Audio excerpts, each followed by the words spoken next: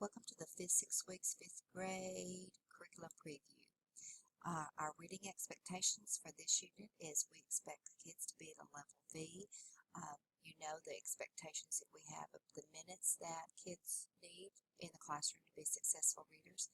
They're synthesizing and making logical connections between ideas within a text and across two to three different types of text. Identifying thematic links and comparing authors' treatments of the topic, and we definitely want them reading independently with comprehension and fluency. The other expectation is that they would complete at least 1 to 3 weekly reading responses, and we've given you the tic-tac-toe that I hope that you are implementing in your classroom that gives them a great idea about how to do that. And also we have the rubric for literary response, which you would be able to give them a grade, so helping them to know. There also is you can teach them how to really look at the rubric and look at if they're really giving you a great reading response. The other tool I want you to look at, because it's with PDSA with kids, Are You Growing as a Reader, is a great way to PDSA with a kid about their reading behaviors. Our reading vocabulary is we are looking at those roots and then learning about meaning of words, and then our spelling, we'll take a look at that in a little bit, and with where we're going there. So let's take a look at our English word study.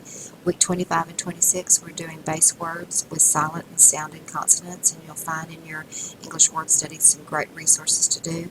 Week 27 and 28, affixes E-R-O-R-A-L and I-A-L.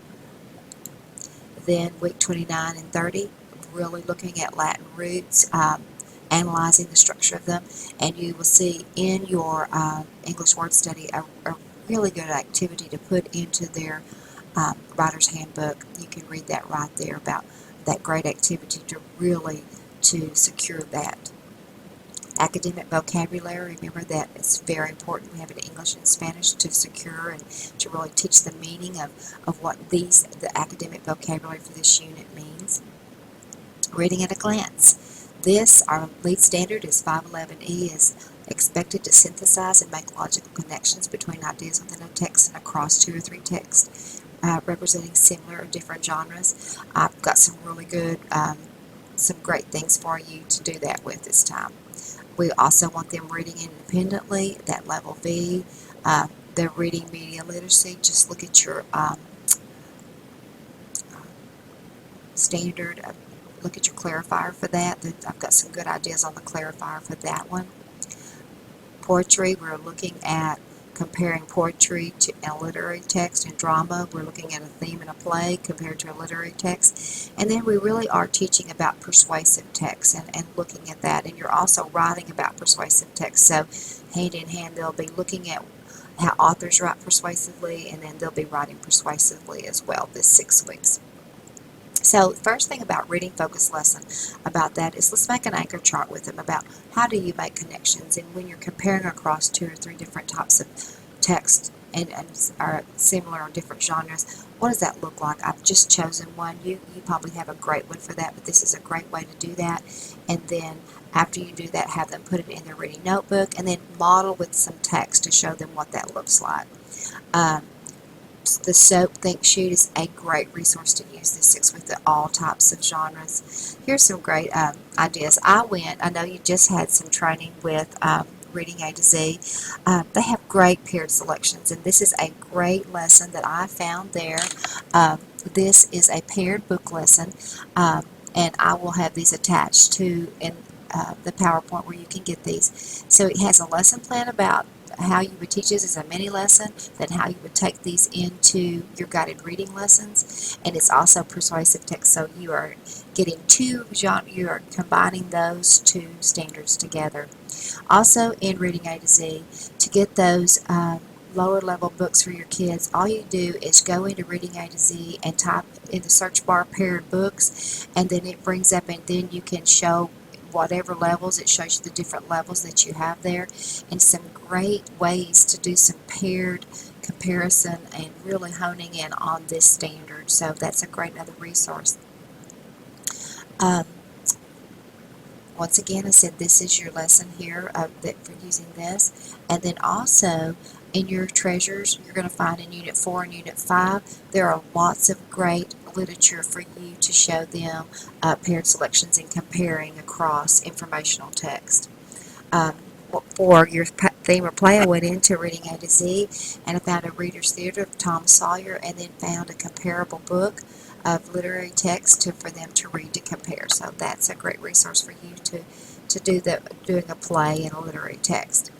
In Reading A to Z again, with your Poetry 5.4a, I found a close reading pack with poetry, and you could do it at different levels and assign this. You could use that as a mini lesson one day and then assign it as their independent reading in their pathway. So that's a great one to use.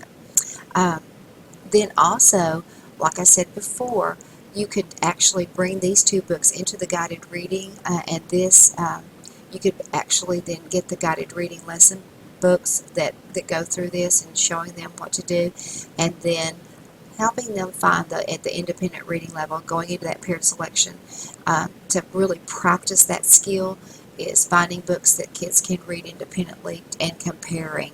So use your Reading A to Z. It's a great resource this time. One of the things we need to really think about is the 6 weeks are looking at and assessing where they are on all the standards that we've taught, and going back, maybe using the comprehension toolkit to really hone in on the skills and standards that they need to really hone in on. Your blueprint is up for your next, so go look at that. One of the things I know that you've already taught them about is really the procedures of really how to do well on STAR, reading the entire passage, using a close reading, modified close reading. Go back and read the second time and annotate each paragraph for the main idea of that, or summarizing, and then asking them to identify the author's purpose for writing this piece, and then to answer the questions. So using a modified close reading, getting them ready to do great on the STAR. Make sure in your guided reading, once again, using the Jan Richardson lesson plans, and giving you the link here if you need that just guides you through that lesson plan, and then using the using your continuum too. I've given you the pages here for level V, 314 and 318. Really talks about planning for word work for a level V. What does that look like, and what are the behaviors to notice? So that's some great stuff in the continuum. Once again, your guided reading, please visit your reading level library, because you're going to find in the upper levels that you've got some great informational books that are amazing. Once again, put them on their pathway in RAS A to Z so that they're independently reading during that independent reading time, and then getting your leveled books here for you as well. Let's take a look at writing. Here we go with writing. Once again, we're just honing in on the patterns that authors use: cause and effect, comparison and contrast, sequential order, logical order, and how do authors do that. By the end of the 6 weeks, we really want them secure at a stage 10, and you can see the expectations that are written in the overview for you. We really want them to assess their writing. So looking at the 12-stage analytical rubric, have them assess, and then if they have a piece that is at a stage 9, they need to go back and edit and revise it to bring it up to that next level. Teaching kids, how do I raise my reading? How do I raise my writing level? Really helping them to edit and revise and bring a piece up. Once again, the writing process is we're teaching them about actually the organizational strategy. We're really honing in and on that concluding paragraph, and then we're also talking about improved fluency by varying their sentence structures, having more compound sentences, and then proofreading for those proper nouns. So they're going to be creating multi-paragraph essays using what they've used in science and social studies. So whatever you taught last 6 weeks, really have them write about it, because they know about what you've taught about in science and social studies. Then, once again, just like you were teaching persuasive text in reading, you're going to be writing, teaching them how to write persuasively. Our conventions, let's take a look in a few minutes. We're going to show you with your grammar alert what about irregular verbs, how to have active voice when they're writing, what are indefinite pronouns, and explain and understand why these pronouns do not refer to a specific person, and how they use them in their writing. And once again, how in their writing, capitalization of proper nouns. So You'll be writing with them. You'll be showing them how authors use instructional, organizational. So finding examples of good pieces, then reinforcing those anchor routines, and then using that 12-stage rubric to assess one of their writings, and then also using the something sheet to analyze their composition. Doing peer editing together would be a great thing to do.